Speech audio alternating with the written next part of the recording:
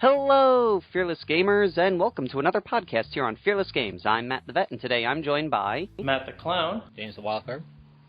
And today we have a very special guest, game designer and novelist... Gav Thorpe. Hello. Let me say on behalf of all our viewers, welcome on the podcast. It's a great honor to have you here today. Thank you for asking me along. I'm sure we'll have some fun. Oh yeah, it'll be a good time. Oh, before we get started, for anyone here who may happen to not know who you are, could you tell us a little bit about yourself? Yes, I joined Games Workshop at the age of 19, which was 22 years ago. I worked there for 14 years as a games developer, including a time as Warhammer Lore Master, running the Warhammer game and background and system, and also as lead background designer on both Warhammer and 40k. And I've also been an author writing short stories, audios and novels for Black Library since that was created, 18 years ago, something like that. So, yeah, I've been around a while. It's, for me, it's kind of like insane when I hear how long this has been going on, because it just never feels that way. Yeah, it's definitely true. It just feels like I discovered 40k yesterday. Yeah, and it's nice in a way, isn't it? The fact that it does still feel fresh. Oh yeah, definitely. And so we are going to not waste any more time. We're going to jump right into these questions. Matt, I believe you have us going first. Yeah, let me lead in with. I think this is probably one of my favorite questions on our list here. What I would like to know is whether or not there was a specific game or like moment in gaming, like during a game session where you're playing with somebody, that inspired you to want to get into game design as a career. I don't think there was a specific moment. It's always something I've done.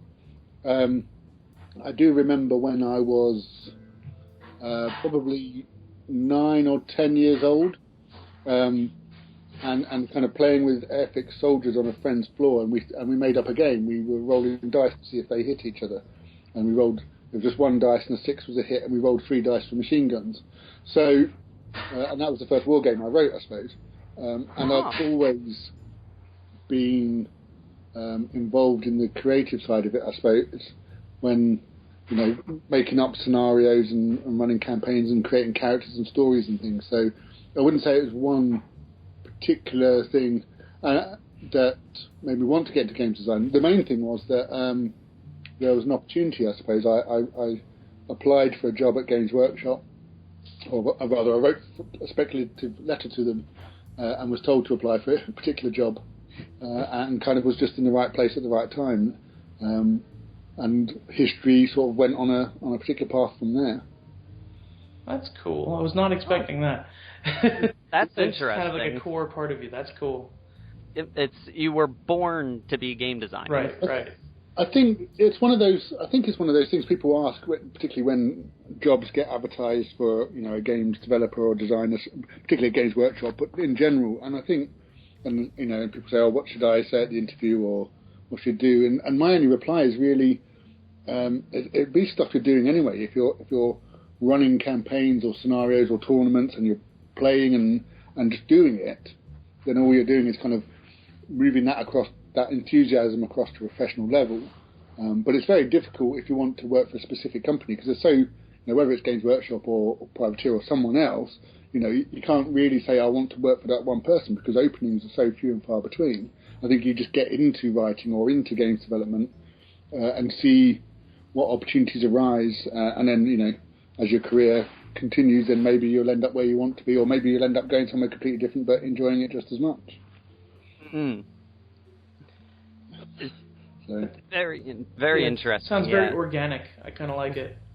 I think so. It's very hard. I mean, video games is slightly different these days, because there are a lot of opportunities, at least to get started, and there are college courses and all sorts of things you can do now, particularly geared towards video games design. But I think the sort of board game or tabletop games and role-playing and things, it's still much more, although the industry, I think, has continued to expand, and there's lots of companies doing stuff now, it's still very much it's going to be hard work and passion that kind of gets you into it. There's not a formal training you can go off and do and then say, aha, I have a thing, and there's not a single point of entry. You might start off being a freelancer, you might actually just be running games at a club or a tournament, or get a job in a store or whatever. All of these ways end up being stepping stones where you meet people in the industry, and who knows where they can take you. Like I say, I mean, I met Jervis Johnson at UK Games Day '93 when I started, and I had some Blood Bowl rules that I'd written, and I showed them to Jervis, who lied to me actually. He said, "Oh yeah, we're working on a new supplement for the game." He was actually working on the third edition of Blood Bowl. I found out when I started. But he said, "Don't give them to me here. Send them to me at the studio, because I'll lose them if you give them to me." Right. So I typed them up I borrowed my mum's word processor and typed them up into a legible form and sent them to him with the cover letter, and that was it. That was, I literally, if I'd done that 3 months earlier, I probably wouldn't have got the job, and if I'd done it 3 months later, they would have filled the position. There were 3 positions going, and they would have been filled. So, and that's the kind of moments. I mean, maybe I would have ended up working for somebody else or writing in another way. I'm pretty sure I would have been doing something creative. But that particular journey of my career and being based at Games Workshop and the opportunities that have sprung from that, of being there when Black Library was created, and also then being able to write original fiction, because Mark Gascoigne, who set up Black Library, went on to set up Angry Robot, another print and things. These connections all kind of spread out into your life. And it's one of those, it's kind of chaos theory sort of thing. Like, well, but if you can trace it back to one incident, it was that conversation with Jervis Johnson at Games Day. Oh, okay. That's pretty cool. That's cool. So I think another question I had for you, when you're on the job, when you're doing the creating, as it were, what do you find is the most challenging aspect of like games creation, world creation, that kind of stuff? The most challenging aspect, I suppose, for me, it's safe to say I'm not a completer finisher sort of person. I'm definitely a creator rather than an editor and stuff. So actually, once that initial hurrah of kind of ideas and things have kind of been splurged out, and actually going back and refining it, and particularly where rules are concerned, because although I kind of enjoy working with systems and that sort of thing, there are people far more qualified for me to fine tune stuff. So, but actually that I've worked hard over the years to kind of develop a diligence, I suppose, that doesn't come naturally to me, to make editing passes on things again and again, to spot look for different things, so that I don't kind of just throw stuff out there and go, cool, yeah, I've done the fun bit, somebody else can worry about it. And being conscientious in that respect, because I like getting stuff done. I like a kind of sense of efficiency and pace, which doesn't necessarily is kind of the opposite end of perfectionism, really. I suppose it's like, yeah, it's cool, yeah, and forcing myself to take a step back, read it again, leave it for a few weeks, or whatever it might be, and making sure that I do those refinements, I do those passes again and again, to actually deliver something that's as good as it can be, as well as quick. Right. Exciting. So yeah, for me that's it. But that's experience as much as anything. Experience of working with myself and knowing my own weaknesses, I suppose. Right, like a sort of discipline kind of thing. Yeah, exactly. And especially now, I mean, I'm full-time freelance now, so my time is my own, well, such as it is these days. If I don't work, I don't get paid, and that's a very good motivator. Right. For being, getting stuff right in as few attempts as possible, I suppose. Learning quickly from your mistakes and what doesn't work first time, I suppose. I used to have a friend who said... sorry, carry on. Oh, sorry. Let's go on. Oh, no, I was going to say, it's that the idea that if you practice something long enough, then it becomes kind of a unconscious competence thing. And actually, what I try to do is force myself to be conscious about what I'm doing. I don't just do stuff by rote or instinct, and I make sure I'm consciously making decisions about what I write or I'm designing. Right, so don't go off of like muscle memory, but rather like kind of sit and plan and focus. Yes, exactly that. And I like challenging myself. I can't, I like to push myself and try and do things slightly differently from how I've done them before, and always constantly trying to learn how to do something better. And yeah, that muscle memory idea, that sort of just being, thinking, well, I just write a story and it's just going to be A, B, C, and this happens and this is going. Well, no, actually, I want to throw in something. I want to do something different, so that for me, it's as exciting to write it, and it keeps me engaged. Then I don't want to do stuff by rote because I know I'll get bored with it, and if I'm bored with it, the reader, the player, will be bored with it as well. Yeah, that's one thing that's like probably one of the biggest things that you try to do with it is make sure that it's all fresh and that no one gets bored with what you're producing. Yes, yeah, exactly. And as I said before, because I'm very much of a, sort of the freshness is what excites me, and kind of that first challenge of coming up with an idea and creating a storyline or some characters or the basis of a game system, actually following that through again and again is great because I get to do so many different things. I get to write scripts for audios, and I get to consult on world development for video games, and all of these things keep me engaged in different ways, so that I'm not just having to, even though everything's writing and designing and things, it's not the same job month after month after month. There's different challenges, writing novels, writing short stories, all of them kind of all of them have different challenges and obstacles to overcome, which keeps me on my toes, really. Mm-hmm. And speaking with that, recently Warhammer Fantasy has gotten a fairly decent reboot with Age of Sigmar. And from this experience, do you prefer building a world from the ground up or modifying an existing one? Two very different challenges, I suppose. One of the things about working in an existing world, like the old Warhammer world or the 40k universe, is there's a lot of legacy, a lot of stuff there that you have to be aware of. And over the years, things kind of get changed and contradicted, and sometimes you have to try to work out what's the right version of the background and things like that. But also there's a weight of expectation with it. People have very set ideas about how that universe works, how particular characters are, how certain things should be. But you also have the benefit of all of that groundwork done there, that there's a lot of material to draw on, there's a lot of breadth and depth to it that you can add, you can refer to in novels, and also that a lot of the readers will bring to it as well. As with a completely new universe, you have none of that. Everything you create from scratch, which is great in terms of having a very open field to run around and play in and sort of start building your own sandcastles, and to mix metaphors, and doing all kinds of crazy stuff without anyone telling you, well, that's not how it is, because in this book that came out 20 years ago, there was a different thing. But also being very aware that there isn't that depth and breadth there already, that what you're laying down has to compete in lots of people's minds with what's been developed over 30 years.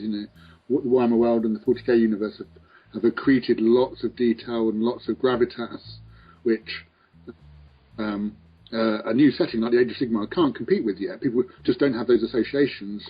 So no matter how strong the imagery is, particularly, and things like that, it's going to take time to gel in people's minds and in the authors and the creators' minds as well.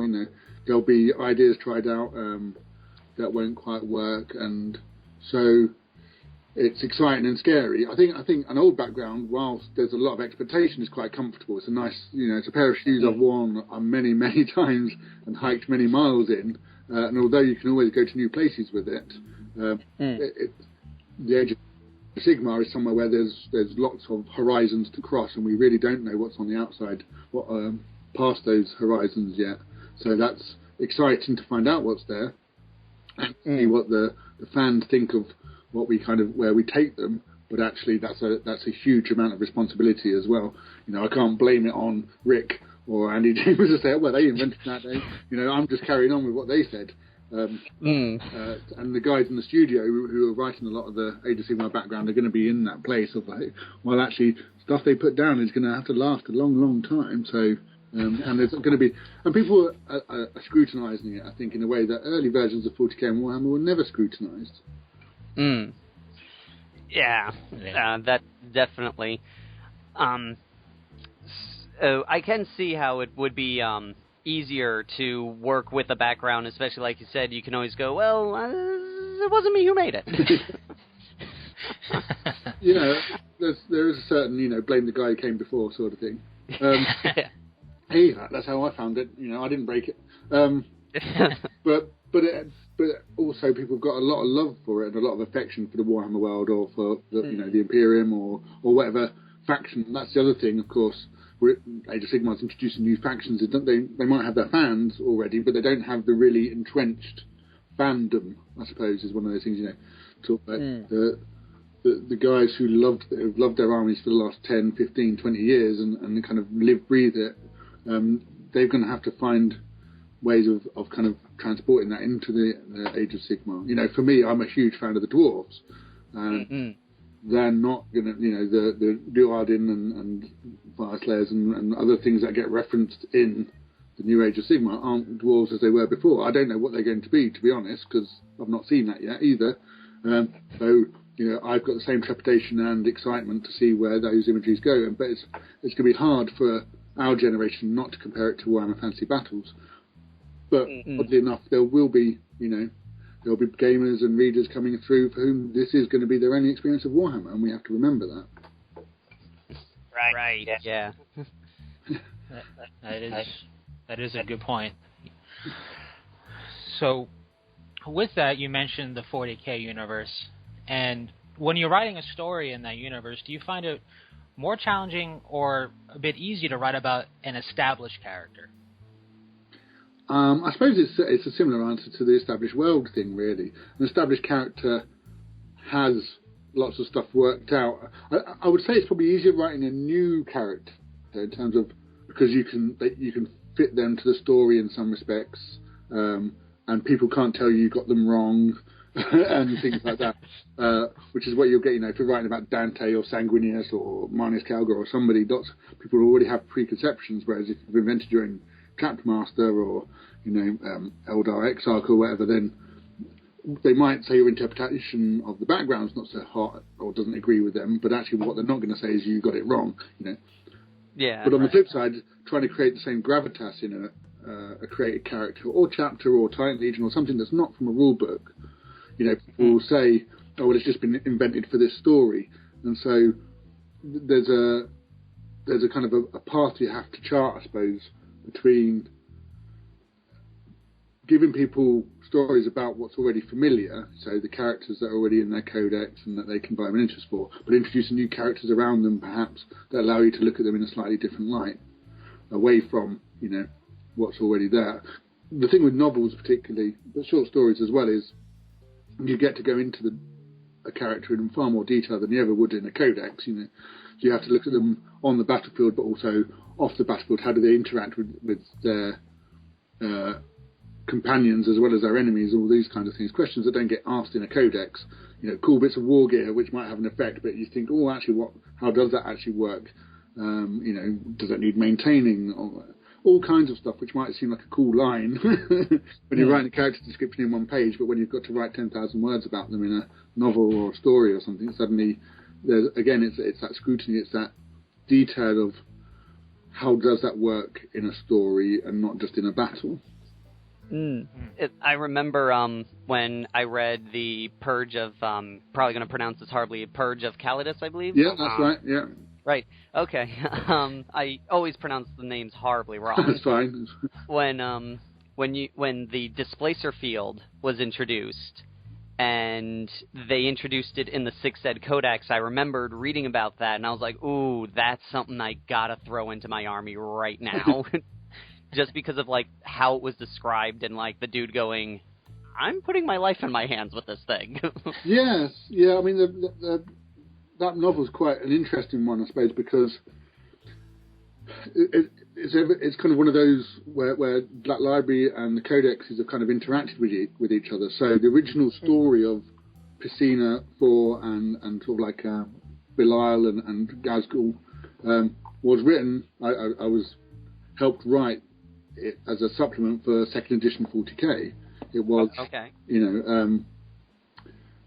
it was game rules and sort of like battle scenarios first, and then when I was asked to write, or if I wanted to write a Space Marine Battles book, because I already knew the story really well, and I'd come up with a bunch of, the missions and things like that, I went back to that and thought it'd be really cool to chart this as a novel. So game characters turned into the novel, but there'd been a couple of editions between them almost, and things like that, and stuff dripped away as well. So or was introduced. That's the other thing about having very established kind of forces like the Dark Angels or a chapter.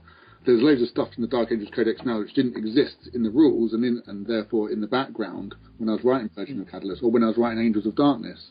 And so that'll always kind of date them slightly, I think. But things like the Displacer Field, that was a piece of his war gear in the rules. And so I wanted to make sure that was represented. The same with the Chaplain and his seeking ammo and things like that. So stuff that was just cool. And then those sort of things drifted out of the mainstream background, the Codex backgrounds as war gear choice and stuff, but it's nice to see them coming back in again. I don't think it's necessarily just because of my novels, although it'd be nice to think that. But because they're nice little gritty bits of narrative, not just in a novel, but in a game. Actually, like I say, knowing what happens, it's not just a 3-up save, it's a Displacer Field. It does a thing, you can picture what it's doing, and I think that's the difference between stuff that's just rules and stuff that actually, even if it's got the same rules as something else, it still saves you on a 3+. Those couple of lines of background which describe what's going on, how is he saved, what actually is the difference between a force field and a displacer field and a conversion field. These are the things that people like to know about the world and about their figures and their characters. Yeah, definitely agree, and it also helps, just like I said, just bring all the characters to life, and that's one of the things that makes the hobby, at least for me, that much more enjoyable, because I'm reading about these characters and then I'm like, ooh, I just want to make these dudes and have them. They may not have models, which makes it great because then I can just make a model of them or make a character based off of one of these guys. Yes, yeah, and that's part of the underpinnings of the 40k universe, which is it's there to be explored and by games developers, but by authors and by gamers as well. So you can create characters, I can create characters, I write stories about them, you can, and it's always a mingling of ideas and debate and things like that. It's a living thing. It's not just tablets of lore handed down. It's stuff that actually the different elements of the painting and gaming and reading and stuff all can come together and people can access it in different ways. And so now, one question I was always curious about is do you still actively play the war games like 40k and Age of Sigmar? And if so, which army do you play? I have to confess that I've not played for a few years now. Not 40k and Warhammer. Age of Sigmar has certainly piqued my interest. One of the reasons is just sort of my army. I've got a dwarf army which I've had for many years and has gone through various incarnations, but is looking decidedly dated now.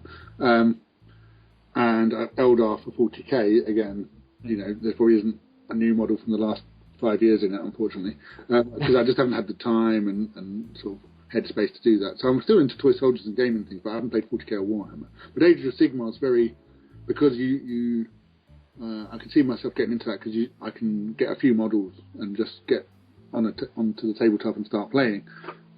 It's deliberately designed to be you can be quite magpie-like with what you want to collect and buy and put in your force, because it's kind of done away with the fairly rigid force selections and things that were in Warhammer 40k. So, without promising anything, I'm writing an Age of Sigmar novel, and I definitely want to paint some Stormcast Eternals and things in the colours of the guys I'm writing about, because I do think it's nice to have that connection, sort of knowing a little bit about how the rules work. The narrative doesn't have to be a slave to the rules, but one of the things about, going back to the question about writing in a new universe, or in this case a new game, is just trying to get power ratios in your head, just how many goblins can a Stormcast kill, and things like that. Oh, sorry, not goblins, grots. And stuff like that. Again, that familiarity with the old background is fine. we each have our own narrative requirements for how powerful a Space Marine is, but we have them. Whereas actually we still find our feet for all this new stuff that's coming out and what their abilities are and what things actually look like when one of them unleashes his magic bow of coolness and all this kind of thing. So actually being familiar with the games, even if I'm not going to be playing regularly, is going to be a good thing. And just kind of, it G's me up, I think, just to get some soldiers and paint them. So probably going to start with that. Whether they'll actually hit the tabletop or not, I don't know. I will say that freedom is what has me interested and has me keeping an eye on it, because I'm seeing some of the models they're coming out with, and I'm primarily a painter myself. That's what I really got into it for. And I'm going, man, I really want to paint some of those models, but I should probably play the game if I do it. I'd have to say, out of anything, the new format for Age of Sigmar really got me interested, because I remember I bought a bunch of vampire count models going, I'm going to play this game. I'm going to get into this because vampires are awesome and they're not sparkly in this universe. and then I kind of stopped once I started reading like the percentiles in the game. I was like, whoa, too much math for me. Yeah. And to see, when I saw the rules for Age of Sigmar, I was like, this is... go on. Yeah. Well, that's it. I think it's, for Warhammer in particular, as a game, regardless of the actual particular edition of the game, but it was a mass battle game. It was based around large regiments of troops, which I love, and I love the look of a game of Warhammer Fantasy Battles, and I still prefer it as a spectacle, I think, to 40k, and I always have done, although 40k's kind of got slightly more gameplay advantages and you get to have tanks and stuff, but it's as a game that's quite a high bar you've got to hit before you can really start playing it properly, and properly just meaning proper sized units interacting on the tabletop, whereas 40k and now Age of Sigmar has got just the entry level for being able to play, just being able to throw down a squad of models or the equivalent of a squad of models and play. It just makes it so much more accessible. You don't need 100 models to play. And it's not even necessarily about the cost, although for some people that's an issue. It's just time, painting, putting these things together. It takes you half an hour to set up a game and then another half an hour to break it down. And so, your 3-hour game suddenly turning into a 4-hour game. Whereas, like I say, Age of Sigmar, you want to play a game, that's cool. You've got the models that you want. You can pick and choose. If something cool comes out and it's kind of allied to your faction, you can just pick it up and you're not having to worry about, well, I've got to buy 20 zombies to use this thing first. That was actually something that was funny recently for me, was I was like, I better start picking out models and such, and start thinking of things, and then I went, wait a minute, I have demonology for my Thousand Sons. I got a Sigmar army. Because I keep forgetting the demons cross both universes. Yeah. Oh yeah, exactly. That's a really good one, yeah. And I'm sure there's going to be some mad conversions of stuff coming out using all sorts of stuff from sort of stuff porting into 40k and into Age of Sigmar from the other direction as well. I think not that it won't necessarily get publicised much, but I think as a hobby thing, again, there's a lot of cool stuff going to be coming out. Very much. Oh yeah, like especially with those new the Army of Sigmar stuff. Like I could see a lot of cool ideas just flowing from those models. Yeah. So yeah, that's the idea, and it's interesting writing about them. And I say it's kind of taken me a little while to get my head into. I'm trying, people were making lots of comparisons with Space Marines and the sort of the Stormcast and things, but actually writing a novel, and it is quite a different approach, and trying what they are isn't quite the same. And although imagery-wise and kind of where they fit into the universe, there are obvious similarities. Narratively, they're quite different, and trying to get my head around how that's going to work, how deliberately not trying to make them sound like Blood Angels or Dark Angels or something. And as it develops, the different Storm hosts are going to be developing their character, just like, all the ones that we know and love kind of started off as colour schemes. The Ultramarines were the blue guys, the Blood Angels were the red guys, whatever. And those Storm hosts are going to be the same, they're going to develop character over time as more words get written about them, as fans start to choose the ones that they like and start to bring their own personality to their armies, and other stuff gets released, and a lot of it, again, what I like, a lot of it's going back to being in the background, not enshrined by hard and fast rules telling you what you have to collect. Yeah. Yeah, no, that's definitely true. It's nicer to have a little bit more freedom with that instead of going, well, I can't have this, because that's actually one of the things is when I first started playing Dark Angels, I almost shied away from them when I found out in 3rd Ed they couldn't use assassins.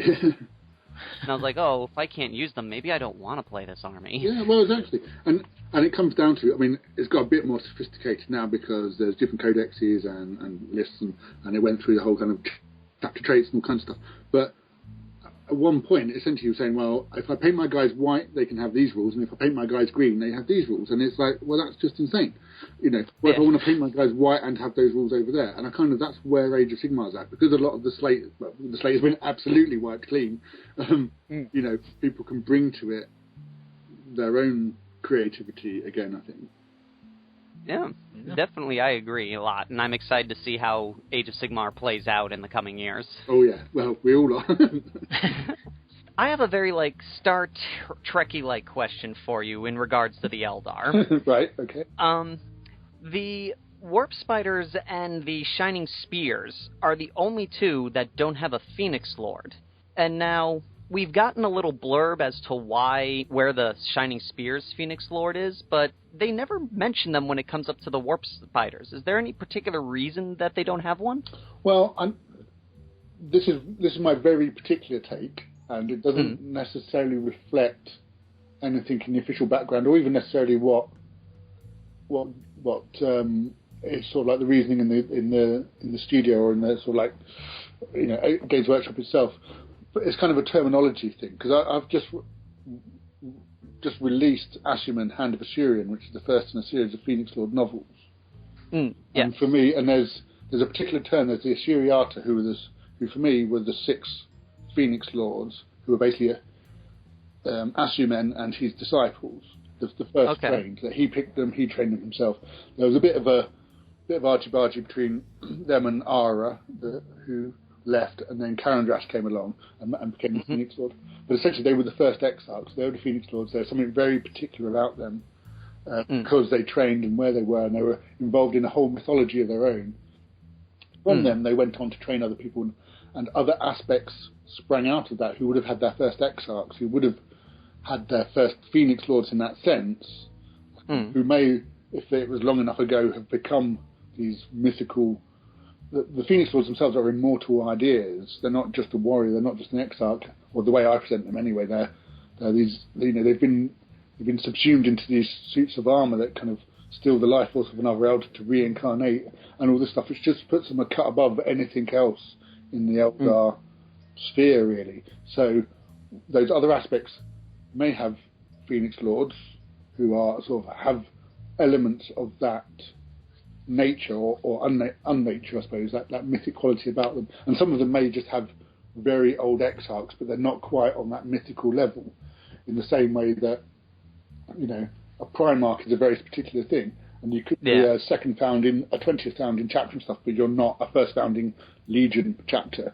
That's a very specific thing. You're very directly from the gene seed of the Primarch, and so and you kind of just draw a line under it. So that's how that's my justification for basically saying these 6, 7, depending on which one you include, are the Phoenix Lords. Mainly because they're the ones that were in that Eldar Codex, you know, when they were introduced. And it's nice because then it stops the proliferation of the idea as well, because it makes them special, because there isn't 20 of them, there isn't 25 of them as and when new aspects get invented.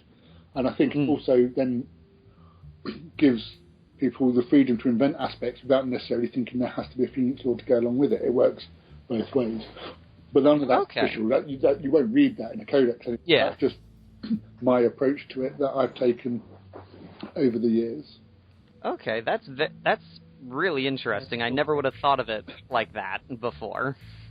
Of course, something will come out next year. There'll be a new Eldar Codex. I'll completely rewrite that or whatever, and there'll be a 10th, 7th, 8th, 9th, 10th Phoenix Lord in their named and with rules, and I don't know what we'll see. But, Forgeworld will decide they want another one. Yeah, as we go to press. Yeah. Fortunately, they've never invented a 21st first founding Legion, so, you know, hopefully they won't do too much with the Phoenix Lords. But there wasn't any guidance. There isn't anything written down, so you can see why stuff creeps in as different writers interpret it slightly differently. So a Forgeworld might make a reference, or I think is it Ben Counter? I can't remember who did the Eldar Prophecy novel. There's reference to a Warp's Rider Phoenix Lord in there with as a line or two, but none of that's necessarily official. Yeah, say unofficial either. And again, it depends what you start defining as a Phoenix Lord. Okay. Now, with all these games, like a lot of times, back when Games Workshop, when we used to be able to find out who was writing what codexes for such, of course, naturally, everyone would start having their ideas of, oh, well, he's writing this is going to be happening this way. What would you say is the most common misconception we as players have about your role in most gaming projects that you do? I think the thing to remember when anything's written for 40k or Age of Sigmar is that the first decision made was to make a miniature, which isn't necessarily the decision of the games developer. Certainly isn't these days, and wasn't when I was in charge of Warhammer and at a stage. Then there were certainly discussions and influence and kind of range planning and things about what miniatures to be made and stuff. But ultimately, there's a big commercial process that makes those decisions about what's getting made in plastic and what's getting done in certain numbers and stuff like that. All of which then influences how it's going to be packaged and how that then should be included in an army. Again, Age of Sigmar, that's kind of gone out the window a bit, but back then, sort of like if something's was going to be in plastic, then you wanted it generally to be, you wanted numbers of them. There were going to be a core choice or troops and things like that, and there was so doing things a certain way in terms of manufacturing process influenced how you were going to include it in a game, and so within that constraint, within that part of being part a large design and manufacturing process, that's when you then try to include stuff in the most characterful way possible. But also there are briefs on the background and a lot of inherited stuff, again, particularly with Warhammer, but also 40k, of things that have been around for a long time and work in a certain way. I remember the real difficulties we had with Night Goblin Fanatics, which are a fantastically characterful part of the Night Goblin army and these mad guys whirling around and things. And it always worked in a certain way, but the rules kept escalating, and actually to do them properly was going to take about 3 pages of rules and a thing. And we just made a decision, we've got to change them. We've just got to go back to the basic mechanic and just change the way they work, because clarification after caveat after thing is just too much for what is essentially a very small part of the Orcs and Goblins army. So there's all those kind of considerations as well of expectation, I suppose, of how certain mechanics should work and what was in the previous army book or codex and why has it changed. Whereas actually what you're trying to do is create something that should just be taken on its own merits and balances. And I suppose, the other thing really is there's always just the pressure of time. You just never have enough time, even if you've got 6 months to work on a codex and you can get as many games in as you can. And even if you've got external playtesters and things, it's nothing like 10,000 people playing a game a week for the next 3 months. There's just going to be stuff. That it doesn't matter how hard you try. There's going to be stuff thrown up. And when it comes down to it, particular players who want to finesse or exploit or break things or whatever are going to have much more time to do it than you do, because even if they don't do it in the 3 months, then they've got another 3 months and another 3 months and another 3 months. Luxury, you have to publish at some point and be damned as a games developer. And you can't. One of the things that was often said was, well, you can do FAQs and things, but you just get onto a treadmill of constant updates rather than making decisions and working on the project you're working on rather than looking over your shoulder at the stuff you were working on 3 years ago. So that's the main thing, I think, is that sort of the reality of publishing a game which is going to be used by thousands of people across the world who want all sorts of different things from it, whether they're painters who want to be able to collect what they want, whether they're hardcore strategists who think that it's all about list building, whether it's just the guys who want to reflect the background, or somebody just started, somebody's been playing 20 years. All of these people have to get serviced by the same game system and the same army list. Can't please everybody, as it were. Exactly. So you try and please as much of the centre ground as you can, really, I think is the idea. Yeah. Well, I got a question about a more personal project for you, if you don't mind. Yes. I was wondering what the inspiration for your Empire of the Blood series was. Right. Yes, that's the original fantasy trilogy available from Angry Robot Books. It was. I'm a big history fan. I wouldn't say buff because I hardly ever remember any of it, but I like reading history and things. And particularly at that time, I was reading a lot about Julius Caesar and Philip and Alexander of Macedon, and particularly the Macedonians and the idea of Alexander is known as Alexander the Great, and he did create this immense empire and things, but actually so much was laid down by his father Philip and things. So that these three guys kind of coalesced into this idea of a character in my head who became the general in the trilogy Ulsard. And there was I've forgotten what it is now, but there was a particular term the Greeks had for Alexander, which essentially went, and it was only ever applied to him, to no other person, which was about destiny. It was almost like he was destined to be the greatest. And so this idea that the blood, this kind of inheritance and this character Ulsard feeling a destiny, not in a prophecy or a bad fantasy sort of way, but in and of himself, feeling that he's meant for greater things, even if he can't express it himself, and having an ambition and a tireless hunger almost that he can't explain. And that was kind of the seed for the idea of, wept for there was no more of the world to conquer kind of thing. And then after that, lots of story gets added into it and ideas of kind of the metaphysics of the magic of this world because it's fantasy. And then throwing in a bit of whimsy, like there are no horses in it, because it was going to be my first original fiction series after leaving Games Workshop, so I wanted it to be this. It was not going to be medieval. It was going to be in no way related to anything you might recognise in Warhammer. So it's Bronze Age, swords and sandals, no horses and knights and castles. It's phalanxes and spearmen and guys riding giant cats and lizards and things. So to keep it kind of fantastical. So you could say it was one of those, wait a minute, I don't have to write about spacemen or elves? Yeah, exactly. Yeah, and I can swear and have sex as well. There's plenty, so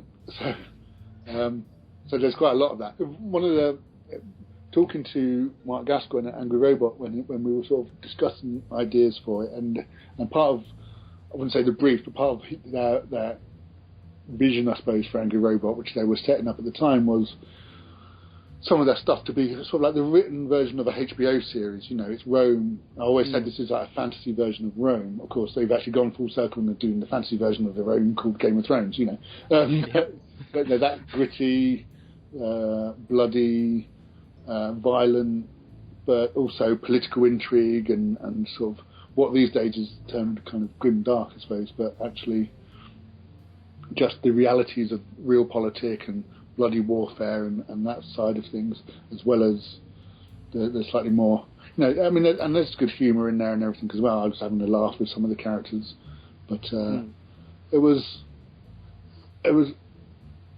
it's interesting because I wrote it as a series, and a few people have asked, would I go back to that world and write again?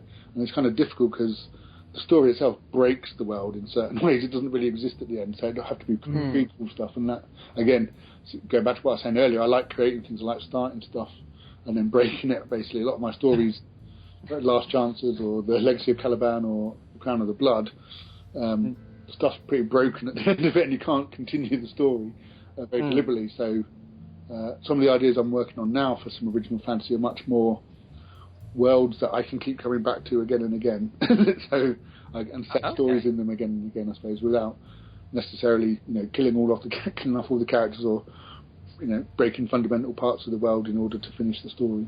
So. Right.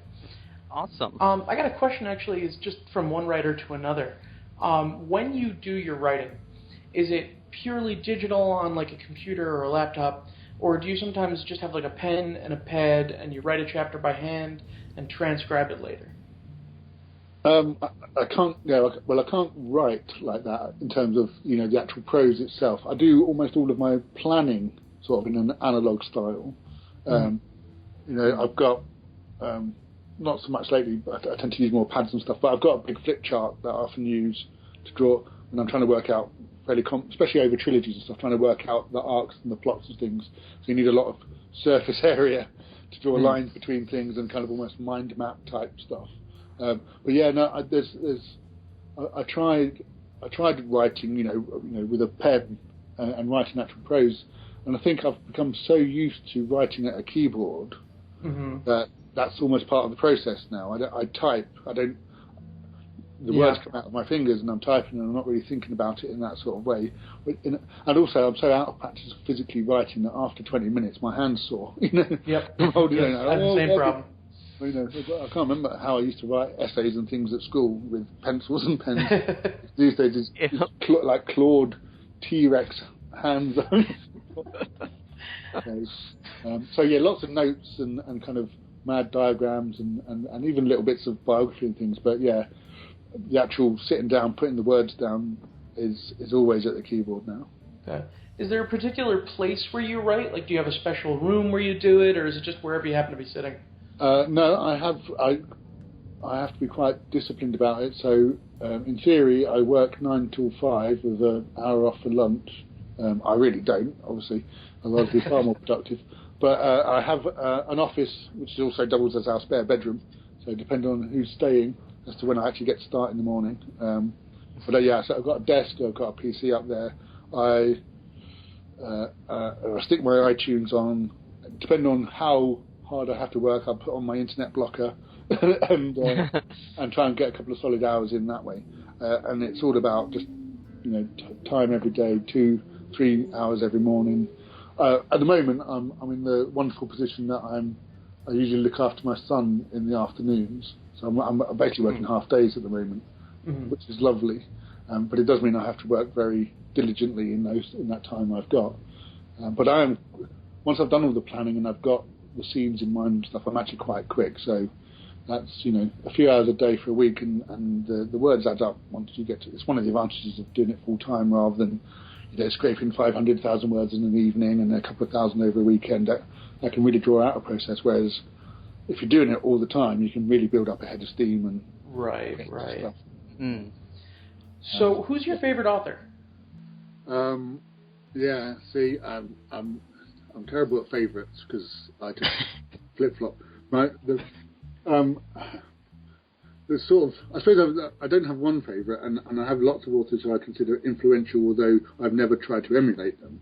So obviously, when I was growing up, I was reading Robert E. Howard and Lovecraft and Tolkien and Michael Moorcock and David Gemmell, and I love Ian M. Banks, and it's quite a lot.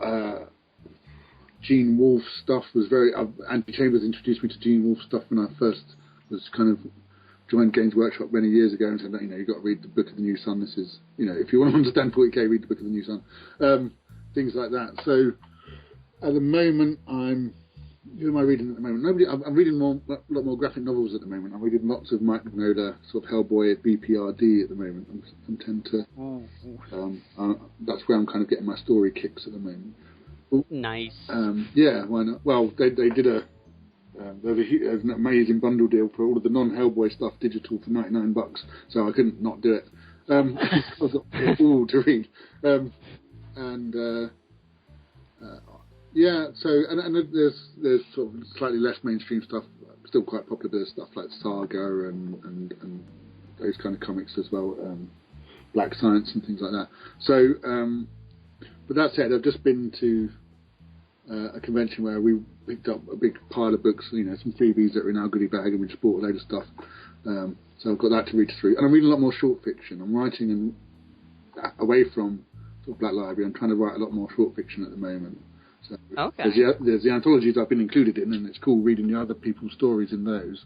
But also just going back to the time thing about painting or whatever it might be, watching movies and stuff. It all takes up our leisure time is the currency these days, is what everyone's after. And actually, short stories are that nice hit of being able to sit down for maybe 20 minutes and read a story and have a complete hit, rather than I just can't contemplate the time to read a massive 10 doorstep series, or whatever.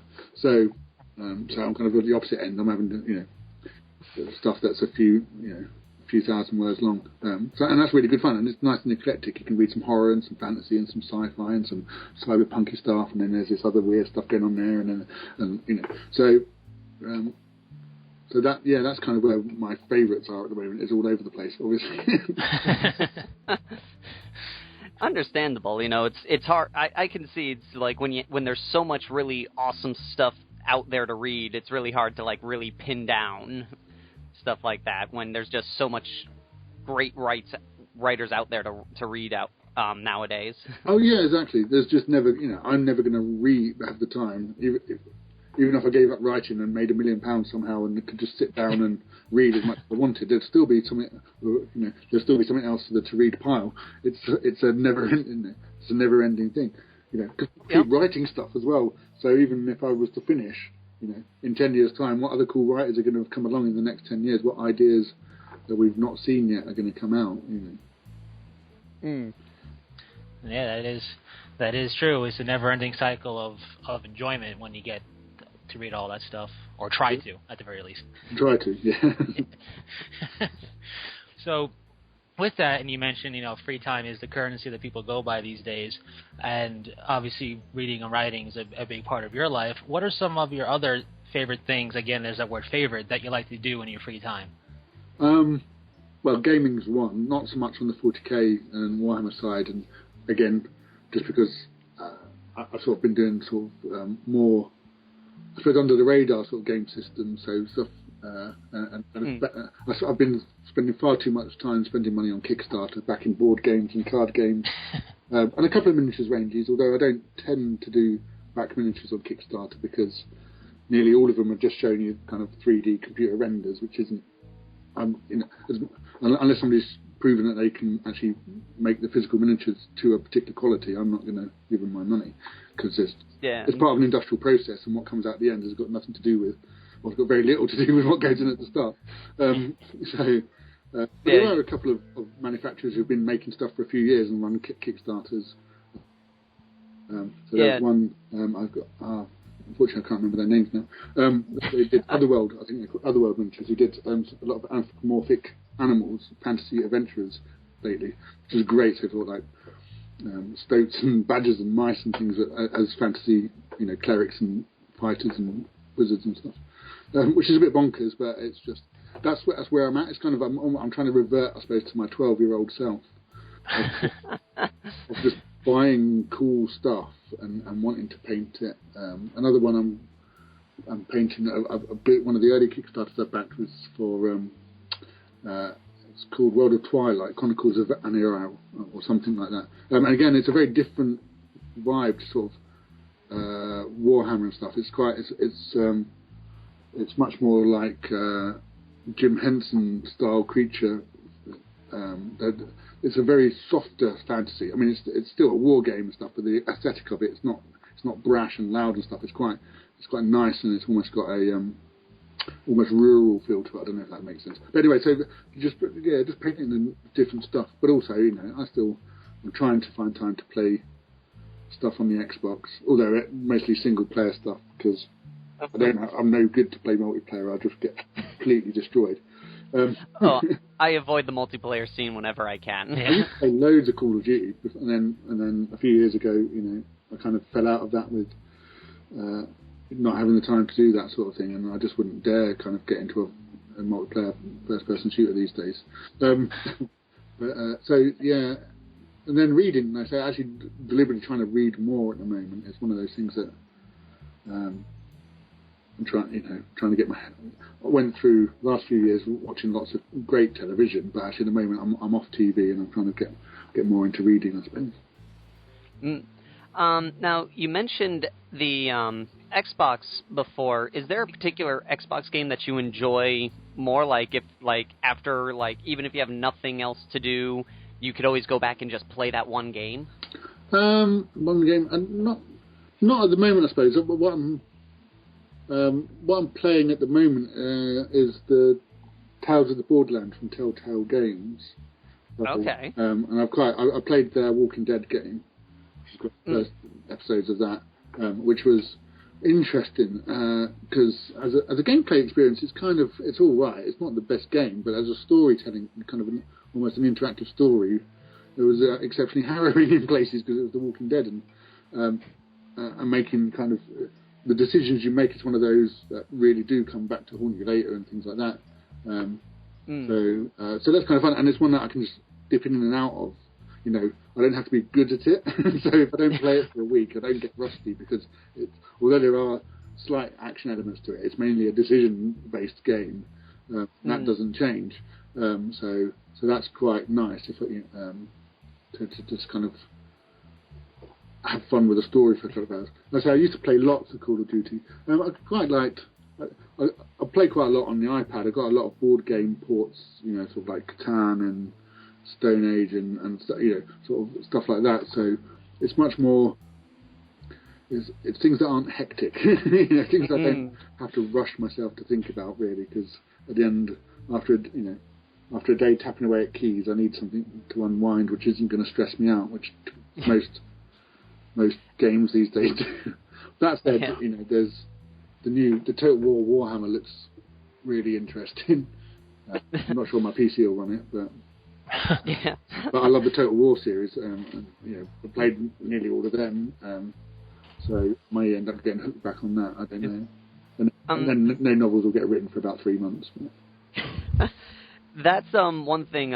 I've never been a Total War fan until they did until they announced the Warhammer one. Right. Then I was like, okay, I'm interested in that. And then I got hit with the Battlefleet Gothic Armada game. Oh yeah. And because that's like probably my favorite GW game of all time, is Battlefleet Gothic. I love it as well. Yeah.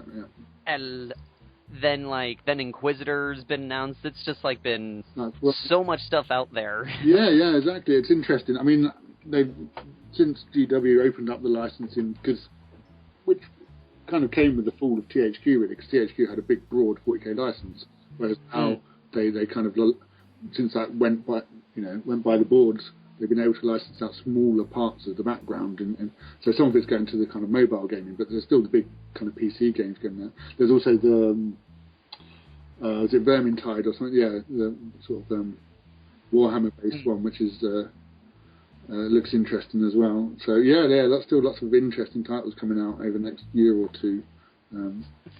The things that people will play, and I'll say, yeah, it looks really cool. I've got no time. Yeah, not enough time to do it all. My plan is I work really, really hard for the next 5 years, and then, you know, I can retire.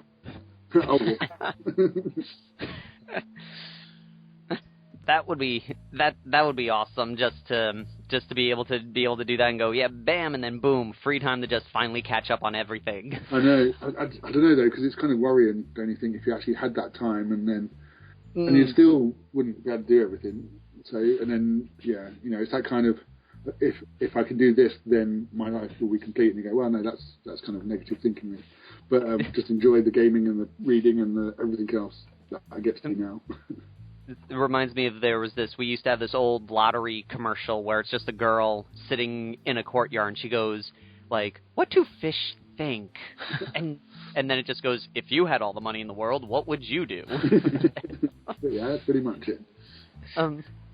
One question I do have that came up actually from just recently announcements from Forgeworld and such is, there are times where you would maybe possibly like write a character or write about a vehicle, and then it pops in as a new miniature. What's that like feeling behind, like, when you find out, oh, you made something, and then to find out that it's going to be put into the game? It's pretty cool. I think in sort of like Forgeworld terms, and with the heresy stuff in particular, because that kind of the first sort of, well, quite a few of the early heresy books they weren't very adventurous in terms of depictions of the Space Marines. Not deliberately so, but it was establishing the story and everything else. And then when Forgeworld started doing their books, they started pushing the idea of what the legions had and the great big toys they had to play with, and thinking, you know, and making them much more different in terms of their gear from 40k Space Marines have. And that kind of spurred the writer. You know, we talked about this our Horus Heresy meeting saying, no, we've got to up our game here, it's like, we've got to come up with some really crazy stuff as well that they've got that's disappeared over the last 10,000 years. And trying to outdo Forgeworld in the cool stakes. And that's when we really started inventing stuff. And one of the ones is I think recently was the Mastodon, which was just I think it might have been mentioned by name somewhere else, but was never described or something. But in the Lion novella, I decided to kind of flesh out what it was, and it was this big, 4-track, huge. I mean, in my head, it was more like a Jawa sound cooler, but the thing they've got, obviously, it's got more of the aesthetic of the Land Raider and stuff. So the Land Raider's big cousin, really. But it's cool when you just go, writing the Raven Guard heresy stuff, and I've thrown in loads of stuff to try and basically tease them in to try and make some of it. Like stealthed up Shadow Hawks, and there's these things called Whisper Cutters, which essentially are kind of like boarding missile things, but atmospheric, which are kind of going under the radar with 10 space marines hanging on the outside and stuff. And very kind of Legion-specific stuff.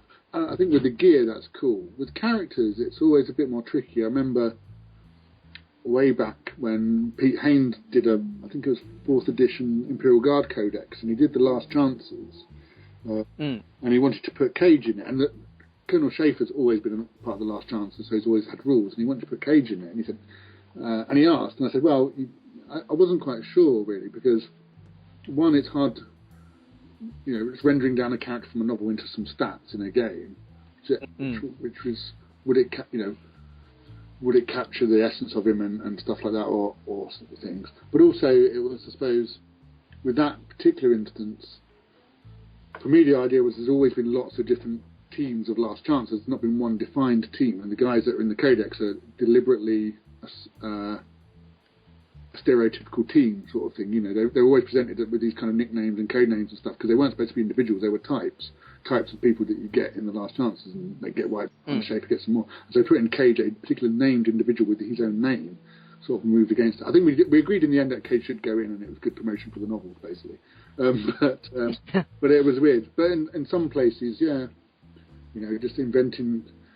I suppose it's not for me, because I've worked in the studio for so long. I'm used to kind of creating stuff that appears in the background because I did it directly. So in a way, having to do it via the novels is cool, actually, because I can't assume that stuff that I invent is ever going to hit anyone's tabletop. So actually, if somebody's inspired enough by that idea for them to want to make a toy soldier about it, whether it's a hobbyist or Forgeworld or Games Workshop, then that's really cool.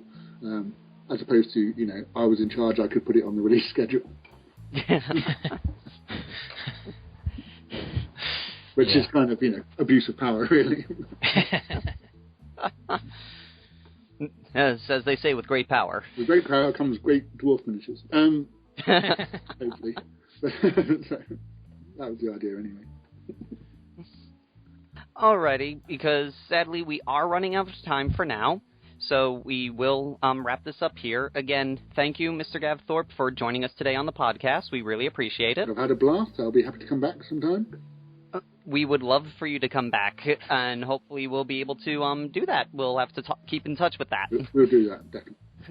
And so until next time, thank you all for listening. And if you haven't yet, check us out on Facebook, check us out on our website at fearlessgames.com, and also keep a lookout on YouTube for new videos, podcasts, more interviews. And until next time, Fearless Gamers, this is Matt the Vet. James the Wildcard.